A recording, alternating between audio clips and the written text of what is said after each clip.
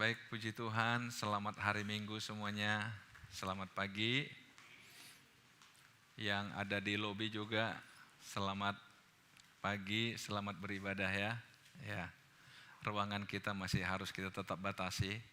Ya, sampai pada waktunya memang bisa kita isi full. Minggu lalu, karena udah sampai di luar juga, mulai ada yang berkata, kayaknya udah boleh deh 2 ibadah gitu ya. Kalau dalam kondisi normal yang lalu kita 3 ibadah sebenarnya, 9, 11, dan 4 sore. Tapi saya bilang kita lihat dulu dalam bulan Maret ini apakah memang sudah saatnya kita 2 kali. Ya. Baik saudara-saudara yang kasih Tuhan, sekarang kita udah di bulan Maret, ada di minggu pertama di bulan Maret. Ya. Saya percaya kita selalu optimis menatap hari esok. Dan saya juga yakin di bulan Maret juga saudara optimis dengan bulan Maret. Bulan depan April kita kenal dengan Paskahnya kita. Dan seterusnya saudara. Waktu berjalan terus dan terus berjalan. Tugas kita adalah mengisi setiap waktu itu dengan hal-hal yang baik. Hari ini saya ingin mengajak kita belajar tentang orang bijaksana atau menjadi orang yang bijaksana. Saudara-saudara, sebagaimana kita tetapkan tahun 2021 tahun transformasi, tahun pemulihan. Tahun pemulihan segala sesuatu dalam hidup kita ingin dipulihkan supaya apa? Supaya kita bukan sekedar aktif dalam hidup, tetapi hidup jadi efektif, saudara. Saya tidak mau ada hari-hari saudara yang terhilang begitu saja. Atau saudara mengulangi hal-hal di masa lalu yang tidak memberi manfaat bagi hidup saudara ataupun bagi orang di sekitar saudara. Saya selalu punya keinginan agar RPCC baik secara gereja, secara lembaga maupun secara pribadi kita semua benar-benar menjadi berkat. Amin saudara. Orang bijaksana. Saudara-saudara, pernah orang berkata begini.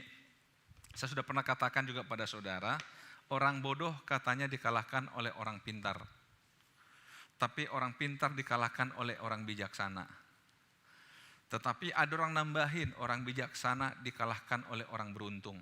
Nah, beruntung ini saudara saya nggak mau masukin. Tapi saya ingin berhenti pada bijaksana aja. Bijaksana aja cukup lah saudara. Beruntung akhirnya takut jadi untung-untungan. Larinya ke judi lagi. Ya, jadi saya nggak mau istilah beruntung, untung-untungan. Cukup bijaksana saja karena Alkitab memang tidak pernah menggunakan kata beruntung itu di atas kata bijaksana. Saudara-saudara, orang bodoh dikalahkan orang pandai, orang pintar. Sehingga kita selalu mengkategorikan orang antara bodoh dan pandai. Karena kita merasa orang pandai, orang pintar, kita mulai cari lawan kita, wah kayaknya kepintaran dia di bawah saya bisa kalahkan dia. Dalam hal apapun, dalam olahraga juga sama. Jadi karena kita merasa, wah saingan saya siapa? Wah kalau saingan saya di atas saya, oh baru saya dapat saingan yang berat. Tetapi saudara, hidup ini memang sering kita anggap itu seperti sebuah pertandingan untuk saling mengalahkan.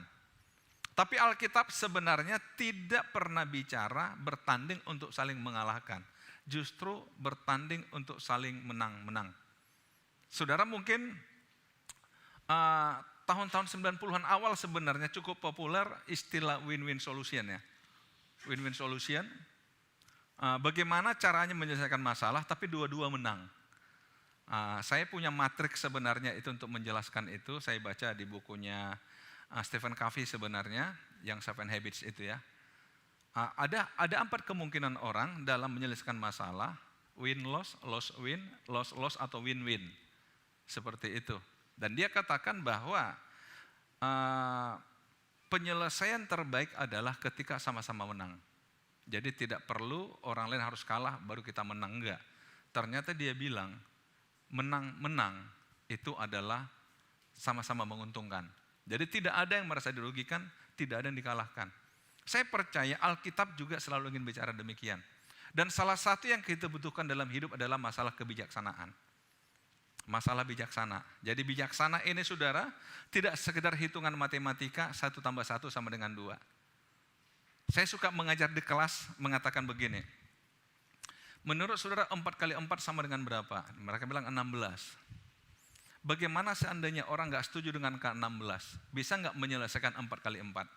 Oh nggak bisa lah, hasilnya pasti 16. Saya kira belum tentu. Karena ada orang mengatakan 4 kali 4 sama dengan 10 tambah 6. Kan nggak ada 16-nya di sana. Gimana saudara, setuju nggak? Salah nggak itu? Halo? Bahkan ada yang mutar-mutar sama dengan 20 kurang 10 tambah sekian. Tetap nggak ada angka 16. Salah nggak dia? Saya bilang hidup ini seperti itu. Cara orang menyimpulkan sesuatu tidak selalu sama. Cara orang memutuskan sesuatu tidak selalu sama. Jadi tidak ada satu rumus yang berlaku untuk semua dalam hidup ini. Jadi saudara, kalau kita belajar namanya jadi orang bijaksana, yang perlu kita pahami adalah Anda boleh berkata begitu, tapi saya bukan tidak setuju, tapi saya mungkin punya pendapat lain yang sama-sama benar. Jadi tidak mesti harus menyalahkan orang baru kita benar. Bisa aja kita semua benar walaupun jawabannya berbeda. Gimana caranya? Itulah bahasa-bahasa yang disebut dengan bijaksana. Nah saudara-saudara, saya mengutip ayat ini sebenarnya dari perkataan Yesus. Saudara tahu Matius 5 sampai Matius pasal yang ke-7, orang selalu mengenal itu dengan sabda bahagia. Bahkan orang-orang mengatakan inilah nilai hidup tertinggi yang diajarkan oleh Yesus. Matius pasal 5 sampai pasal yang ke-7. Sabda bahagia, khotbah di bukit. Dalam 3 pasal ini kalau saudara mau baca berulang-ulang, ada banyak sekali prinsip-prinsip dalam hidup yang walaupun agak sulit untuk kita mengerti. Agak sulit. Saya berharap setidaknya dalam 3 minggu ke depan kita coba pahami dari Matius pasal 5 sampai pasal yang ke-7. Ada berapa poin menurut saya itu luar biasa untuk kita pahami. Saya sendiri berapa waktu yang lalu ketika saya coba baca ulang Matius 5 sampai 7, saya katakan sama istri saya, luar biasa Yesus mengajar ini ya, luar biasa. Saya bilang dalam banget prinsip hidup di dalamnya, dalam sekali. Dalam sekali. Nah karena itulah saudara, Yesus katakan begini, setiap orang yang mendengar perkataanku ini dan melakukannya, ia sama dengan orang yang bijaksana, yang mendirikan rumahnya di atas batu. Ini masih bagian dari khotbah di bukit di Matius pasal 7 ayat 24. Saya kutip, ini yang sudah saya sampaikan saya kira 2 minggu lalu. Lihat, setiap orang yang mendengar perkataan dan melakukannya, ia sama dengan orang yang bijaksana. Artinya apa? Apa yang dikatakan perkataanku ini? Perkataanku artinya apa yang Yesus jelaskan dari mulai pasal 5, 6, dan 7 itu. Itulah perkataan Yesus dalam konteks ini. Bisa setuju saudara? Perkataanku ini berarti apa yang Yesus baru saja katakan. Saudara-saudara yang pernah ke Israel biasanya dibawa ke satu tempat yang disebut dengan Bukit Sabda Bahagia. Di sana mulai dijelaskan, disinilah Yesus kemungkinannya duduk dan orang ramai-ramai ada di bawah sini dan Yesus mulai mengajar di sini. Cuma nggak ada yang memastikan apakah Yesus mengajarnya duduk ataukah berdiri, ataukah duduk, atau sambil diri, sambil duduk. Sehingga orang katakan pasti berdiri. Buktinya para pendeta kalau khotbah semua berdiri katanya. Tapi kadang-kadang pengen juga saudara pengkhotbah duduk, jemaat berdiri. Kira-kira kalau begitu gimana saudara? Capek ya? Saudara tahu, kadang kita berkhotbah nggak terasa loh, 40 menit diri sini. Kadang-kadang yang terasa itu yang duduk. Kok lama banget khotbahnya gitu ya? Iya benar ya? Ya, saya kadang-kadang kalau lagi khotbah orang udah melihat jam saya mulai gelisah. Jadi tolong jangan kasih kode alam ke saya. Itu sama yang mengatakan, Pak Pendeta tolong berhenti khotbahnya. Itu saya terjemahkan seperti itu. Itu cukup kasar loh saudara. Oke, saya kembali saudara. Jadi lihat, setiap orang yang mendengar perkataan, berarti apa yang Yesus jelaskan dari mulai pasal yang kelima. Dan melakukannya, ia sama dengan orang yang bijaksana. Nah, Yesus memberikan analogi tentang bijaksana itu masalah membangun rumah. Yang membangun rumah di atas batu. Yang membangun rumah dengan pondasi yang bagus. Kenapa Yesus mengatakan itu bijaksana bangun rumah di atas batu? Karena dia 25, kemudian turunlah hujan dan datanglah banjir, lalu angin. Lihat, hujan, banjir, angin melanda rumah itu, tetapi rumah itu tidak rubuh. Sebab didirikan di atas batu. Rumah itu nggak rubuh. Orang bijaksana, dia tidak merasa rugi investasi untuk buat pondasi dalam-dalam. Karena apa? Dia sedang memikirkan daya tahan bangunan. Saya kira saudara setuju. Kalau tanya arsitek, di ruangan kita ada arsitek sih, saya tahu orangnya. Pasti lebih mengutamakan pondasi dalam membangun rumah. Saudara kadang-kadang mengatakan, aduh pondasi untuk apa? Mahal-mahal. Kan toh nggak kelihatan. Oke, silakan Anda bangun rumah, atapnya duluan. Supaya langsung kelihatan.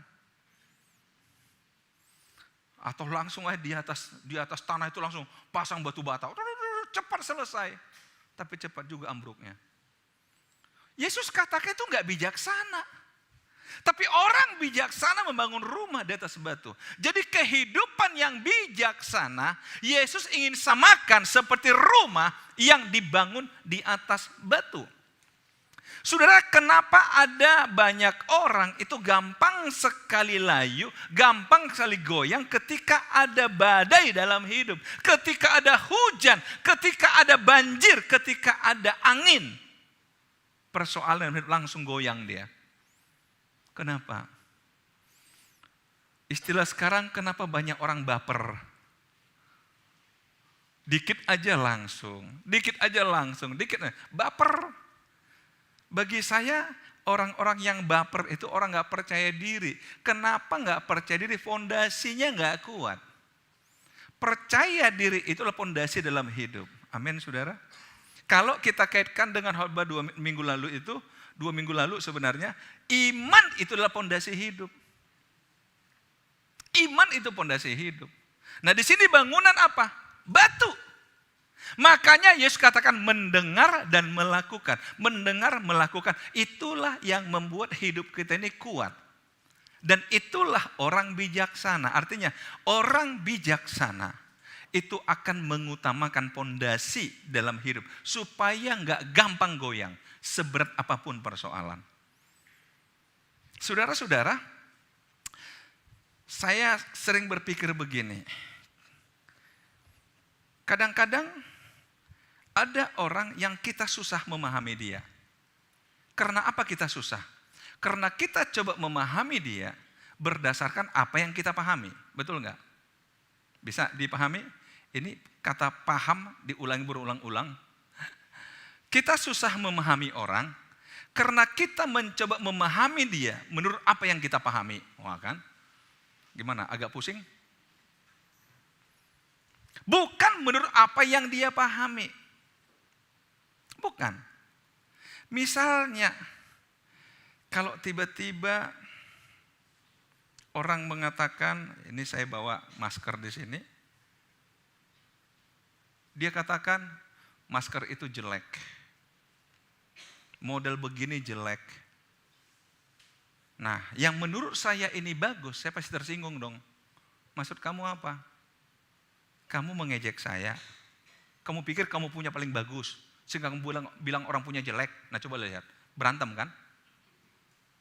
Kenapa saya nggak setuju dengan apa kata Anda? Karena yang Anda katakan berbeda dengan yang saya tahu. Kan kira-kira begitu. Harusnya tanya, kok bisa kamu bilang jelek? Kenapa? Kan selesai masalah. Dia bilang, iya jelek karena bukan milik saya. Kan selesai. Sudah kadang-kadang kan ada orang iseng aja, tapi kita terganggu. Kita terganggu. Dulu saya punya teman SMA, namanya itu saya udah lupa sih, tapi namanya itu sering jadi bahan guyonan kita, namanya teman SMA saya ini, laki-laki. Jadi sering kita plesetin lah namanya, plesetin. Makanya saudara, Jadi orang tua kasih nama anak jangan yang bisa buat anak itu menderita ya, tolong ya. Jangan jadi bahan ejekan teman-temannya. Jadi waktu itu saudara, tapi anehnya teman ini, kita mau ganggu gimana pun, plesetan gimana pun, namanya dia santai aja, dia cuek aja, paling senyum-senyum aja. Satu ketika dia bilang apa? Apalah arti sebuah nama? Diam kita semua, gak ngejek lagi, karena bagi dia, apalah arti sebuah nama? Tapi bagi saudara yang nama sangat berarti, oh jangan coba-coba diplesetin. Betul nggak? Langsung pulang ke rumah, asa golok. Kalau zaman dulu, kalau sekarang nggak boleh asa golok. Saudara-saudara, kenapa? Karena kita mengukur segalanya dengan apa yang kita punya, dengan apa yang kita tahu. Karena itulah Yesus ingin mengatakan apa? Tolong jadilah orang bijaksana. Karena kata bijaksana itu bukan sekedar mengerti, tapi mampu mengambil makna dari apa yang dilihat, dari apa yang didengar, dari apa yang dirasakan. Mampu mengambil makna, bukan sekedar pengertian yang tersurat ataupun tersirat sekalipun. Tapi orang bijaksana, misalkan seperti tadi, wah masker kamu jelek. Dia tahu kenapa ya? Kenapa dia bilang jelek? Tanya aja dia, tadi kamu bilang masker saya jelek, tolong kasih tahu. Kira-kira di mana kelemahannya? Jangan-jangan dia benar. Jangan-jangan saya pakai masker ternyata bukan yang terbaik. Benar gak? Akhirnya, oh iya ya. Jadi gak terganggu saudara. Walaupun dia motifnya apa, urusan dia. Nah, saudara-saudara, saya kembali ke sini. Jadi menjadi orang bijaksana itu sangat penting dalam hidup. Menjadi orang bijaksana. Waktu-waktu yang lalu juga saya pernah jelaskan pada kita, Yesus pernah berkata dan dalam doa pada Bapa, aku bersyukur kepadamu ya Bapa, karena hal ini kau sembunyikan pada orang-orang pandai, tapi engkau bukakan pada orang-orang kecil. Apa artinya itu? Saudara-saudara, ada hal-hal yang memang Yesus tidak tertarik menyampaikannya pada orang pandai. Artinya mau sepandai apapun kita, itu tidak jadi ukuran kita mengerti tentang hidup ini sepenuhnya. Nah, satu bagian Alkitab yang hari ini kita jadikan sebuah pembahasan adalah dari mulai Matius pasal 5. Yang kita kenal dengan khotbah di bukit. Atau orang katakan 9 kata bahagia.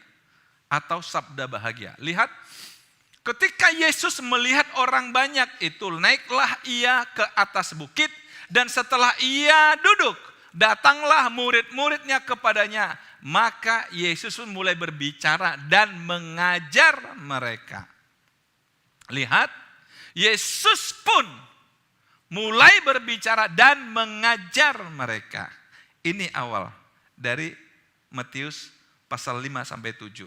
Yang kita sebut dengan khotbah di bukit atau sabda bahagia. Yesus mulai berbicara dan mengajar. Nah, jadi bagian ini yang kita mau pelajari adalah Yesus sedang mengajar sesuatu. Saudara tahu artinya mengajar? Mengajar itu memberi informasi yang belum kita ketahui sehingga guru beritahu kita. Karena bagi guru, kamu belum mengerti ini, saya kasih tahu ya. Nah, kira-kira begitu. Itu arti mengajar. Makanya dalam kalimat singkat sebenarnya ada orang katakan begini, apa sih bedanya berkhotbah dan mengajar? Mengajar itu transfer ilmu. Jadi misalkan kalau saya mengajar ini saya transfer. Apa yang saya tahu saya beritahu saudara. Saya beritahu. Karena menurut saya saudara nggak tahu. Itu kalau mengajar. Tetapi kalau berkhotbah itu bukan sekedar transfer ilmu. Tetapi memberi informasi dengan satu tujuan bahwa informasi ini Anda harus terima dan putuskan dan setuju. Makanya khotbah itu seringkali diakhiri dengan sebuah tantangan. Tapi kalau mengajar, mau Anda setuju mau enggak, yang penting Anda dengar. Tapi kalau khotbah, saya harus berjuang bahwa saudara harus setuju dengan saya. Jadi saudara mana lebih berat, mengajar atau berkhotbah? Kalau mengajar mau Anda setuju mau enggak urusan Anda. Tapi kalau berkhotbah harus setuju. Makanya saudara, kalau saya pribadi berkhotbah, kalau ada saudara nggak serius, saya anggap saudara nggak setuju dengan saya, itu saya tertekan loh saudara. Saya merasa, aduh, ini orang kayaknya keras ini orang keras. Wah, akhirnya tambah kencang lagi suaranya saudara. Saudara tambah keras lagi. Akhirnya ya terserahlah Tuhan, paling begitu aja. Tapi kembali saudara, lihat. Nah, kita mau belajar dari 9 kata bahagia. Yang pertama adalah di dalam ayat yang ketiga. Berbahagialah orang yang miskin di hadapan Allah, karena merekalah yang empunya kerajaan surga. Miskin di hadapan Allah. Saudara, terjemahan kita mungkin kesannya miskin itu selalu bicara masalah harta. Tapi saya senang di bahasa Inggris diterjemahkan poor in spirit ya. Jadi miskin itu dalam roh. Makanya dikaitkan dengan kerajaan surga. Karena kerajaan surga kan bukan masalah harta. Miskin di kita ini selalu bicara masalah materi. Betul enggak? Tapi ternyata ayat ini sedang bicara bukan materi, tapi non materi. Itu masalah spirit, masalah roh, masalah kebutuhan rohani. Nah, ini sejalan dengan apa yang dikatakan pemazmur oleh Daud dan yang lain. Jiwaku haus akan Engkau ya Allah. Seperti rusa merindukan sungai yang berair, demikianlah jiwaku haus akan Engkau ya Allah. Ini sama. Tapi Yesus menerjemahkannya dengan miskin secara rohani. Poor in spirit di hadapan Allah. Jadi orang-orang rasa haus akan Allah, Tuhan katakan kamu itu empunya kerajaan sorga. Nah, kembali saudara, apa yang menurut saudara agak gak nyambung dengan dunia kita kalau kita bicara seperti itu? Orang kan katakan kita kan di dunia. Kita kan di dunia. Kalau hal-hal yang rohani aja kita pikirin, lo gimana kita? Apa maksudnya gak perlu bisnis? Apa maksudnya gak perlu ini? Apa maksudnya gak boleh bekerja lagi? Apa maksudnya gak boleh ekspansi lagi? Bisa salah. Nah, makanya orang bijaksana itu tidak melihat hidup hanya dalam satu sisi. Tidak melihat hidup hanya bersifat materi. Tapi juga harus melihat hidup yang bersifat non materi. Amin saudara? Coba lihat. Mengapa ada orang segalanya mungkin dia gak kurang secara materi. Tapi dia kesepian. Saudara, kenapa? Di hari Jumat, kalau gak salah dalam ibadah doa, ketika saya membahas Mazmur 42 dalam sebuah renungan, mengapa engkau tertekan hai jiwaku dan gelisah dalam diriku? Itu kata Bani Korah di sana. Mengapa aku tertekan? Mengapa aku gelisah? Kemudian berharaplah pada Tuhan. Bersyukurlah kepada Tuhan. Nah, kembali diarahkan ke Tuhan. Jadi ketika tertekan, ketika gelisah, dan sebenarnya gampang begini. Kalau saudara mencoba memenuhi kebutuhan hidup saudara, baik secara materi ataupun apapun itu, dengan hal-hal yang bersifat materi ternyata nggak terjawab, itu sudah menjadi indikator paling kuat. Berarti kebutuhan saudara bersifat non materi, yaitu Tuhan. Amin saudara. Nah, yang begini saudara, itu nggak bisa dipuaskan dengan apapun. Kadang-kadang orang rasa kesepian, rasa haus, sama seperti ini. Haus di hadapan Allah. Coba dipenuhi dengan hal-hal yang materi. Mau mabuk kah? Mau apakah? Ternyata kok nggak juga? Ya iyalah, nggak nyambung. Saya ingin kembali ke sini saudara. Ini salah satu. Nah, baru kemudian berbahagialah orang yang berduka cita karena mereka akan dihibur. Saudara, saya baca dulu selanjutnya, tapi poin saya sebenarnya dalam kata bijaksana nanti kita coba lihat. Lihat ya di ayat berikutnya. Berbahagialah orang yang lemah lembut karena mereka akan memiliki bumi. Berbahagialah orang yang lapar dan haus akan kebenaran karena mereka akan dipuaskan. Berbahagialah orang yang murah hatinya karena mereka akan beroleh kemurahan. Berbahagialah orang yang suci hatinya karena mereka mereka akan melihat Allah. Berbahagialah orang yang membawa damai, karena mereka akan disebut anak-anak Allah. Berbahagialah orang yang dianiaya oleh sebab kebenaran, karena merekalah yang empunya kerajaan sorga. Berbahagialah kamu jika karena aku kamu dicela dan dianiaya, dan kepadamu difitnahkan segala yang jahat. Bersukacita dan bergembiralah karena upahmu besar di sorga. Sebab demikian juga telah dianiaya nabi-nabi yang sebelum kamu. Apa yang mau saya jelaskan? Saudara, dalam semua ayat ini, dalam 9 kata bahagia, selalu selalu diiringi dengan kata karena. Ambil satu contoh di sini. Berbahagialah orang yang membawa damai, karena mereka akan disebut anak Allah. Tolong pahami. Ayat ini nggak berbunyi begini. Berbahagialah mereka yang membawa damai. Berbahagialah mereka yang membawa damai, karena mereka disebut anak Allah. Enggak dibalik, saudara. Tidak dikatakan bahwa anak-anak Allah itu berbahagia karena mereka membawa damai. Ini kalimat kadang-kadang mutar-mutar bisa susah, saudara. Gini, seandainya berhenti sampai di sini kalimat ini, saudara paham nggak? Berbahagialah orang yang membawa damai. Atau mungkin membawa damai, saudara barangkali ya oke lah gitu kan. Saya coba cari kalimat yang seringkali yang apa ya? Yang agak kontroversi lah di pikiran kita ya. Oke. Apa ya? Yang paling gampang. Oke, ini aja, lemah lembut. Berbahagialah orang lemah lembut karena mereka akan memiliki bumi. Kata karena ini kan menunjuk pada akibatnya mereka memiliki bumi.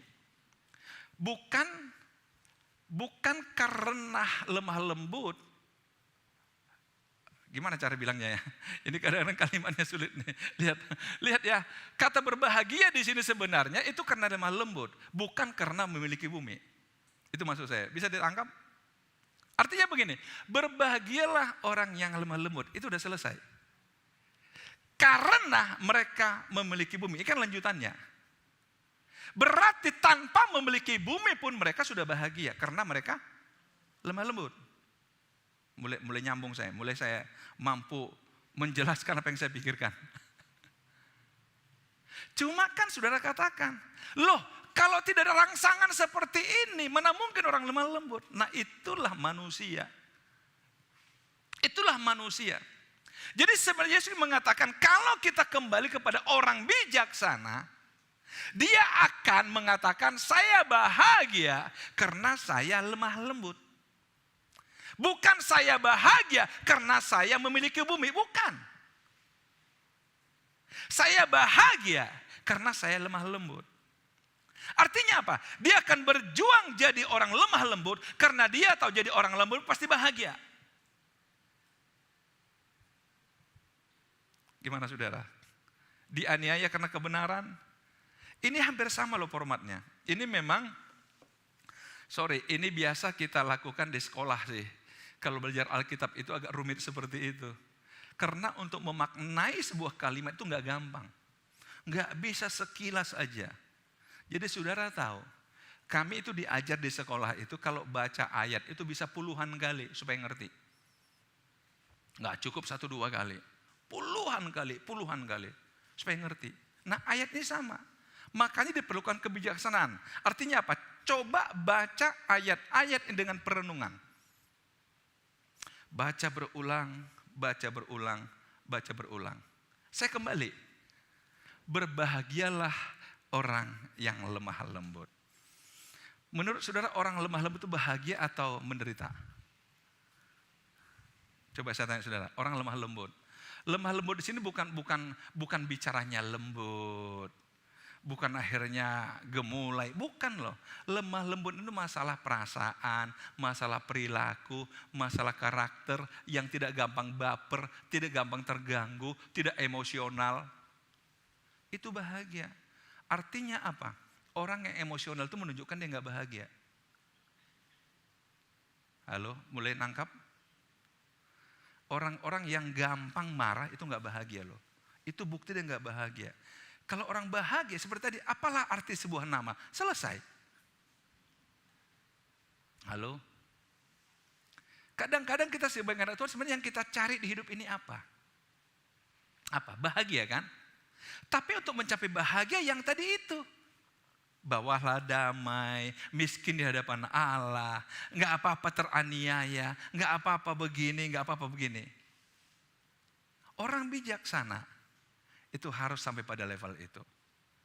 Jangan katakan nggak bisa. Kalau nantilah mungkin minggu depan atau 2 minggu lagi saya akan bahas di pasal yang ke-7. Ketika Yesus mengatakan kamu harus sempurna. Sempurna dalam arti apa? Harus kamu ikuti ini dan harus kamu bisa melakukan ini. Karena aku juga melakukannya, kata Yesus. Katakan, mungkin saudara katakan, kalau itu berat dong. Bukan. Kalau kita ingin bahagia di hidup ini, gak ada pilihan kecuali seperti itu. Kalau tidak, saudara, kita akan jadi mainan perasaan kita sendiri. Kita akan jadi mainan perasaannya orang. Kita akan jadi mainan dunia ini. Kita akan jadi mainan situasi. Tapi kalau kita sudah sampai bahagia, mau apapun terjadi, kita nggak terganggu. Kita nggak terganggu. Amin, saudara. Inilah Yesus katakan kembali tadi. Dia seperti orang bijaksana yang mendirikan rumahnya di atas batu. Mau ada badai apapun, dia tetap tenang. Mau ada banjir sekalipun dia tetap tenang, gak goyang. Dalam hidup ini saudara, masalah apa sih yang berat bagi saudara? Tetapi kalau saudara sudah bahagia dalam diri saudara, saudara gak akan terganggu.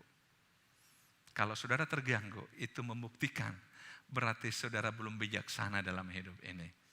Masih perlu terus belajar untuk jadi orang bijaksana. Amin, saudara. Saya salah satu hal yang saya gunakan untuk paling tidak membuat saya tidak terganggu dalam pikiran perasaan saya adalah yang pertama, saya berusaha untuk percaya kepada siapapun atas apapun yang dia katakan. Saya berusaha untuk percaya. Masalah dia bohong itu urusan dia. Yang penting ketika dia cerita ke saya harus percaya. Ngapain saya pikirin? Wah jangan-jangan, kan capek saya. Bagus saya yang dengar, oh ya gitu ya, oke. Saya pegang omongan kamu dalam hati saya, oke. Kalau besok dia berubah, itu urusan dia. Paling besoknya saya jadi percaya bahwa dia gak bisa dipercaya. Tinggal itu aja. Kan selesai. Gimana saudara? Yang penting percaya saya gak hilang, gak pudar. Kalau enggak saudara, pusing kita. Pusing. Baca media misalnya, medsos sekarang banyak sekali info yang bisa dipercaya. Kalau saya merasa udah dia nggak bisa dipercaya, udah sampai kapanpun saya nggak akan baca lagi sumber yang sama. Berarti kamu ini sedang ingin permainkan perasaan saya dan saya maaf tidak punya waktu untuk bermain-main dengan kamu. Selesai. Enggak, artinya begini, temukanlah cara membuat saudara tenang dalam hidup ini. Amin, saudara. Amin. Saya kembali contoh teman saya tadi. Setelah dia bilang apalah arti sebuah nama, kita semua nggak berniat lagi mengganggu dia dengan namanya. Karena tujuan kita mengganggu supaya dia terganggu. Tapi begitu nggak terganggu, kita cari cara yang lain mengganggu dia. Itu hidup. Ada banyak gangguan di hidup ini. Tetapi kalau saudara tidak terganggu, saudara berarti orang bijaksana. Amin. Urusan dia biarlah urusan dia. Urusan saya dengan diri saya. Amin. Belajarlah jadi orang bijaksana. Sekali lagi, Yesus katakan, disamakan dengan orang yang mendirikan rumah di atas batu. Kita harus katakan, saya adalah orang itu. Yang mendirikan rumah di atas batu, yang tidak goyang, meskipun ada badai dalam hidup. Ada banjir, ada angin. Tuhan Yesus memberkati kita.